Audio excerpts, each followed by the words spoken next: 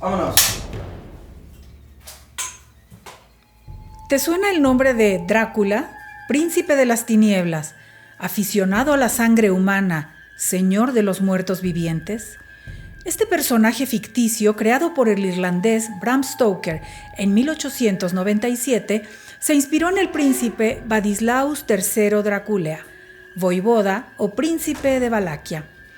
Si te consuela saber que Drácula es una creación novelesca, déjame contarte que el auténtico personaje que le dio origen fue quizá tan sanguinario como el nacido de la pluma de Stoker y que, entre otras torturas, acostumbraba a empalar vivos a sus enemigos capturados.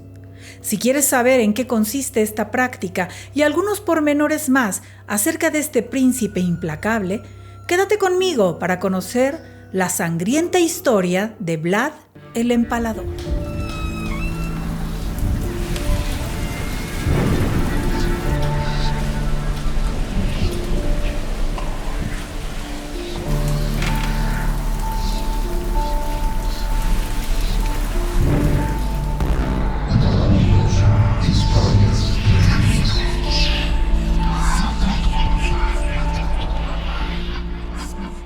Hola amigos, soy la doctora Mel y los invito a seguir este nuevo programa. No olviden suscribirse, dar like y activar la campanita de notificaciones. Y si este contenido les ha gustado, compártanlo para que podamos seguir creciendo.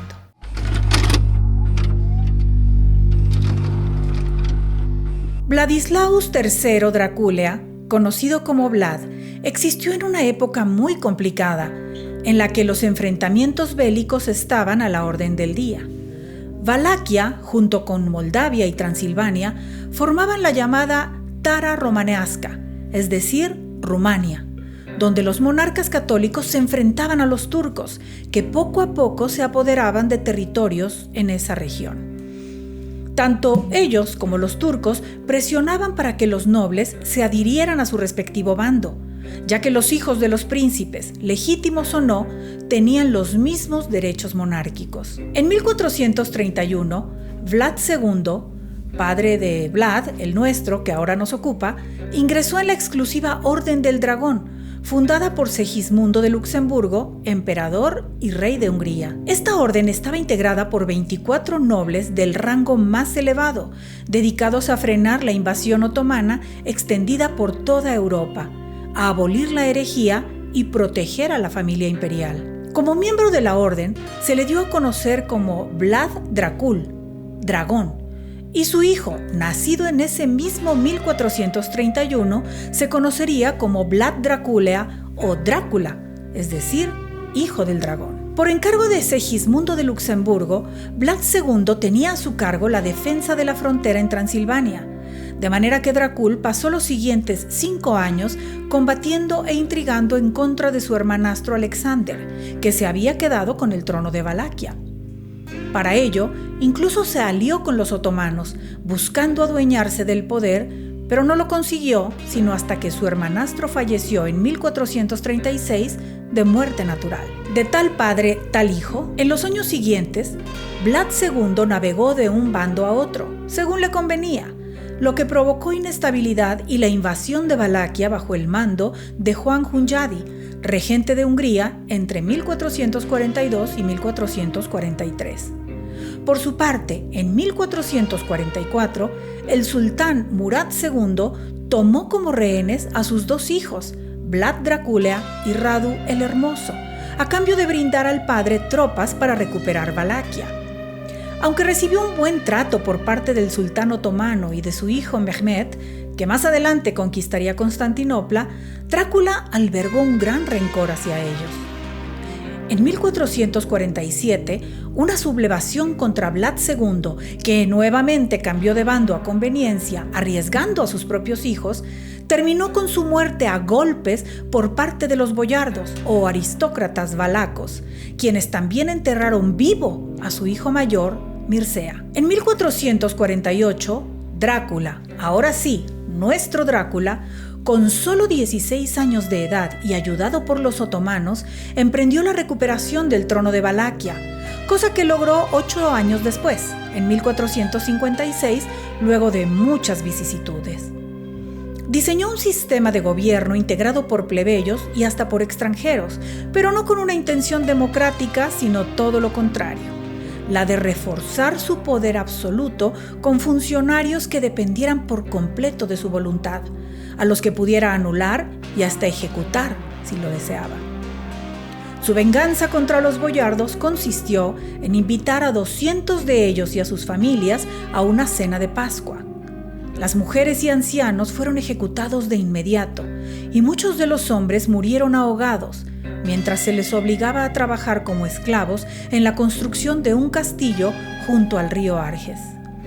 Esto ocurrió en 1459, cuando el príncipe no alcanzaba ni los 30 años de edad. Aunque favoreció un tanto a campesinos y artesanos, sobre todo al liberarlos de sus tributos a los otomanos, Vlad III, Drácula, se convirtió en el terror de los Balcanes. Para eliminar a mendigos y vagabundos, actuó en forma muy parecida a como lo hizo con los boyardos. Les invitó a una cena, los encerró en el salón y les prendió fuego a todos, quemándolos vivos. Actuó en forma similar en contra de los gitanos y se echó encima a muchísimos enemigos por las cargas fiscales y bloqueos económicos que les impuso. Los intentos de rebelión fueron aplacados rápidamente. Por ejemplo, cuando Vlad hizo empalar a 30,000 personas y se dispuso para cenar en medio de todos ellos mientras morían, para luego quemar la ciudad de Brasov por estar en su contra. Por estas sanguinarias acciones, el pueblo dejó de llamarle Drácula, que era en realidad un apelativo cubierto de honra, para entonces denominarlo Tepes o Tepes, es decir, el empalador. El empalamiento consiste en un método de tortura y ejecución en el que la víctima es atravesada por una estaca. La penetración puede realizarse por un costado, por los orificios inferiores del cuerpo o por la boca. Después, se les clavaba en el suelo, dejando a la víctima colgada hasta que moría. Y cuenta la leyenda que, tal como el vampiro inspirado en él, tenía un gusto especial por la sangre humana. Se dice que mientras cenaba mirando a sus víctimas morir, gustaba de remojar su pan en la sangre que brotaba de ellos. De ahí la asociación de Stoker sobre el supuesto vampirismo de Vlad. Un informe redactado por el Papa Pío IV en 1462 aseguraba que Drácula había asesinado hasta ese momento a unas 40,000 personas. Las campañas de Vlad III contra los turcos fueron de una extraordinaria brutalidad, aunque estos tampoco eran clementes con quienes se les resistían.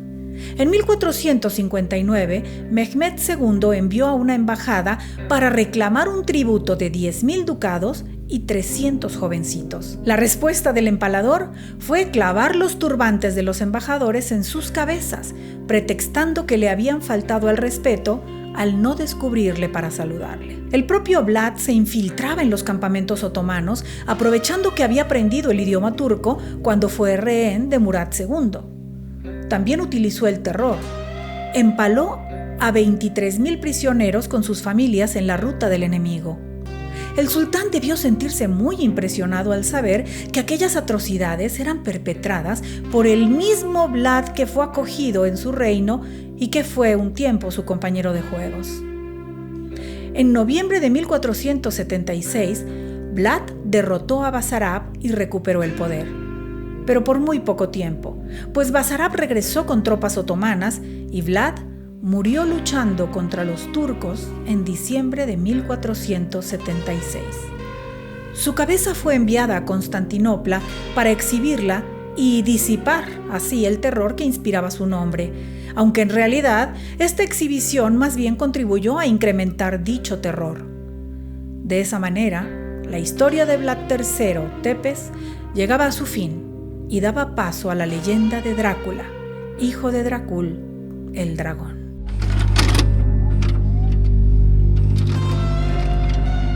Es difícil negar que los tiempos convulsos de la guerra son causa de una gran deshumanización, pero eso no justifica el enorme nivel de creatividad sádica con la que actuó este príncipe, a quien algunos consideran un pionero de la llamada guerra psicológica.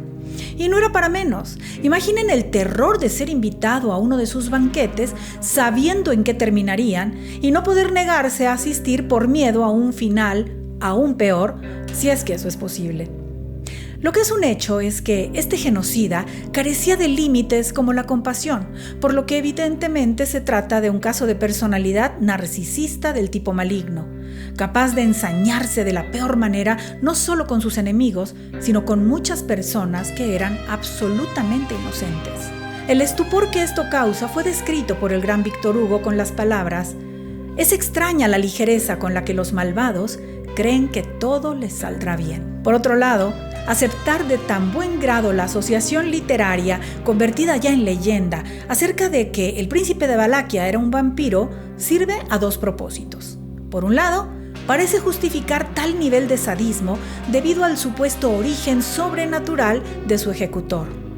Proyectivamente, las partes malignas implícitas en la naturaleza humana son expulsadas de ella y puestas en un otro, ajeno a dicha naturaleza por estar infectado por un agente externo.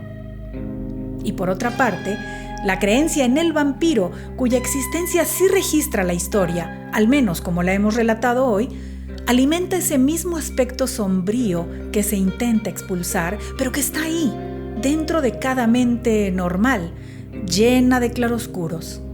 El interés por lo feo, lo maligno, lo perverso, o lo que es lo mismo, lo ominoso.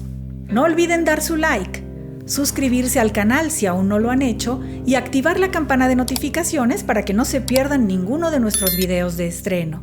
Y por favor, si el contenido les ha gustado, compártanlo con sus amigos y personas a las que les puedan interesar estos temas. Hasta la próxima y descansen si pueden. Ay, qué horrible. Listo. La que no va a dormir soy yo. Me quiero hasta vomitar. Bien.